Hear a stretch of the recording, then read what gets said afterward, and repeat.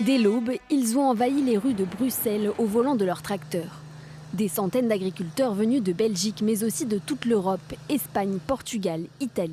Leur objectif, maintenir la pression alors que les ministres de l'Agriculture des 27 se réunissent à quelques mètres de là. Nous sommes ici parce que le Parlement européen nous met de côté. Nous sommes ignorés. Nous voulons faire valoir notre point de vue, mais personne ne nous écoute. Sur la table des discussions, des pistes pour simplifier la PAC. D'abord, la revendication phare des agriculteurs, moins de déclarations et moins de contrôle des exploitations. Il pourrait être réduit de 50% grâce au recours accru à l'imagerie satellitaire. Mais aussi plus de tolérance pour les agriculteurs qui ne respectent pas la PAC à cause de catastrophes climatiques.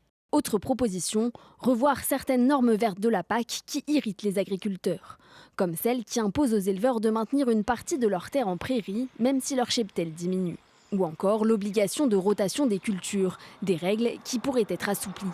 Face à la colère des agriculteurs, Bruxelles a déjà accordé une dérogation sur l'obligation de mettre au moins 4% des terres en jachère. Les écologistes dénoncent un recul en matière de protection de l'environnement. Il y a une instrumentalisation depuis plusieurs semaines pour faire abolir des règles de bon sens au niveau, par exemple, des rotations de culture, pour la diminution des pesticides. Tout ça doit être balayé. Opposer l'écologie et l'agriculture, c'est une aberration. Le monde rural marche sur la tête. Enfin, les 27 pourraient décider de restrictions sur les importations ukrainiennes, notamment les céréales. En Pologne, des agriculteurs en colère ont renversé dimanche plusieurs tonnes de maïs d'un train venu d'Ukraine pour dénoncer la concurrence déloyale de produits moins chers et non conformes aux normes européennes. Des mesures de court terme pour calmer la colère agricole avant une possible refonte de la PAC, un processus long et complexe.